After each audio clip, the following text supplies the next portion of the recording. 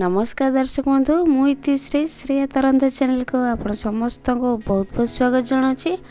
दर्शक बंधु आज मुझे संगे चिकेन लिवर तावा फ्राई रेसिपी शेयर करी एकदम ढाबा स्टाइल बनई देखी। रेसिपी बनवा बहुत सहज खावा एकदम चटपटा लगी था।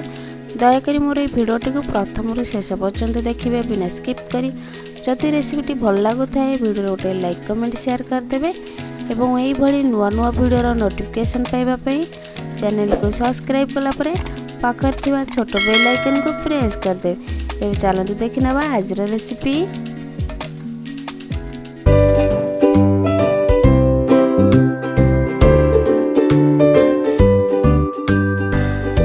चिकेन लिवर तावा फ्राई रेसिपी बनाई प्रथम ये सब चिकेन कलेजा गुड़ी को एमती सामान आकार छोट छोट पीस कर काटी नौची। बहुत बड़ बड़ साइज थिला देखंतु। एठी पाखापाखि 300 ग्राम चिकेन लिवर अच्छे। आपको भल भाव में धोई नहीं आगुरी आपको काटी नहीं सामान भाव में। एठी मु किछि तेजपत्र 3टा दालचीनी गोटा गोलमरिच गोटा जीरा गोटे चमच किछि लवंग नहीं 2-3टी कस्तूरी मेथी गोटे चमच नहीं। ये मुझे एकदम छोट छोट कर कंचा लंका किसी काटिक नहीं भृषंग पत्र किसी नहीं कटा टमाट किसी नहीं कटा धनिया पत्र किसी नहीं अदा रसुण को ये छेचिक नहीं बहुत बड़ा टेस्ट आसता है। गोटे बड़ा प्याज को एमती लंबा लंबा कर स्लाइस कर काटिक नहीं। चलते प्रथम आम तावा को गरम करना। तावा गरम हो गले से देदेबा 3 ରୁ 4 चमच रिफाइन तेल। तेल टिके गरम हो गले से सब गोटा गरम मसला को देदेबा। ये मुझे गोटे शुखला लंका को ऐड कर जोटा कि मुझे कहवाक भूली जाइली। बर्तमान गोटे चमच जीरा को आम फुटण देदेबा। जीरा टिके फुटीगले जो रखी थी भृषंग पत्र को देदेबा। काटिक रखा कंचा लंका और पियाज को देदेबा। भल भाव में आम गोले नवा मीडियम फ्लेम रे 3 ରୁ 4 मिनिट टिके भाजी नवा। पियाजटा जल्दी सॉफ्ट होगापी अल्प टिके लुण ऐड कर नवा। भल भाव टिके गोले नवा। देखंतु ये पियाज को भाजबार 2-3 मिनिट हो गलानी। बर्तमान यही टाइम रे अदा रसुण छेचा को ये देदेबा। भल भाव में गोले नवा। पियाज सांगे गोले आपको 2-3 मिनिट एमती भाजी नवा। कवर कर किस समय रखी नवा जमती पियाज अदा रसुण कंचा स्मेल पड़ेगा।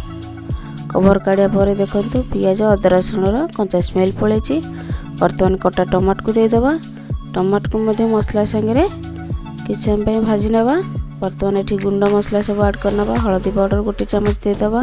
जीरा पाउडर गोटे चमच देदेबा। धनिया पाउडर गोटे चमच देदेबा। भलसे टिके गोले नवा। 1-2 चमच ये आम पानी को ऐड करना। बेसी पानी ऐड करें जमती आम गुंड मसलाटा तलू लगी न जाए। बर्तमान ये गोटे चमच लंका पाउडर को ऐड कर नौचे। भलसे टिके मसला को कषि नवा मीडियम फ्लेम रे। मसला कषि हो गलानी काटिक रखिथिबा कलिजा को देदेबा। भलसे गोले नवा एपट सेपट कर मीडियम फ्लेम रे एमती टिके कषि नवा मसला संगे 2-3 मिनिट एमती कषिया पर।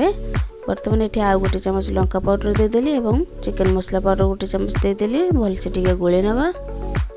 आपको आम मीडियम फ्लेम रे 4-5 मिनिट कवर कर सीझापी छाड़देबा। कवर करना 5 मिनिट पर कवर को काढ़ी ये आम गोटे चमच कस्तूरी मेथी को देदेबा।